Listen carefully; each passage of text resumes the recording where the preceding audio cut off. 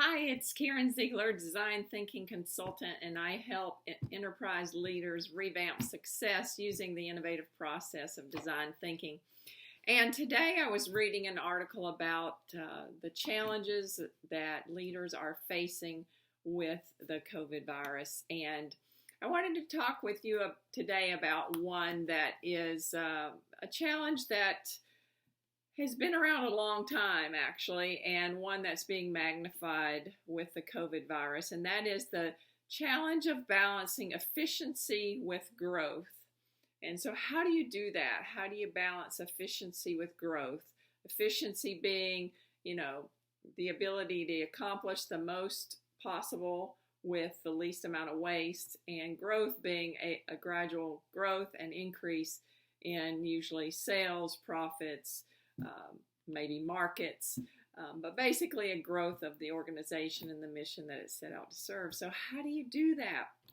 And what I love about design thinking is that it is no longer a one versus the other, because when you are going through the problem solving process with the lens of design thinking on, it becomes a human-centered approach.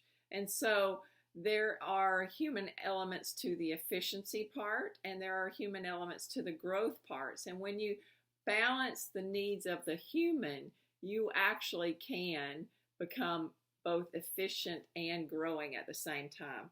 And I'll give you an example. Now, when I first began using the process of design thinking, I was managing teams in what grew to be the largest financial bank in the country.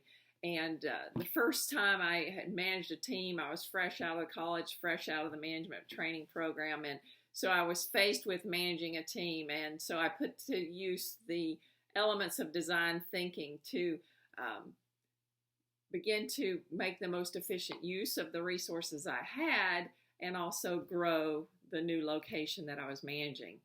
Well, that started in the 90s. And as you know, the merger and acquisition process in the 90s was just skyrocketing. And so every 2 years, like clockwork for over a decade, I was faced with a new location to manage and grow, a merger to implement, cramps down on budgets, and doing things efficiently because, there were the consolidation of two organizations involved there. So obviously efficiency was part of the goal, because a bigger organization can, in a lot of instances, be more efficient at serving clients than two individual organizations. So there was efficiency demands, there were growth demands, there were, the melding of two cultures involved. There were new systems every other day to implement, and new training. And so the pressure was tremendous to be efficient, but also grow.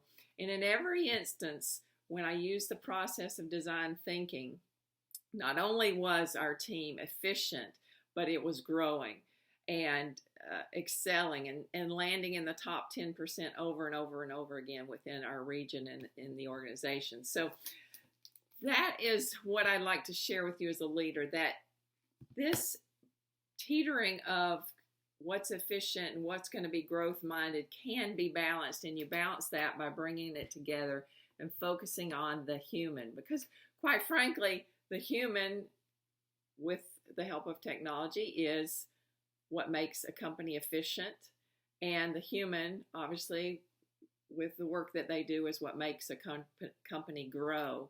And so when you meet the needs of the human, then you can, in fact, not only have an efficient organization, but you can also have a growing organization. So I hope that helps you today. If you have questions, please leave them in the comments, or feel free to direct message me.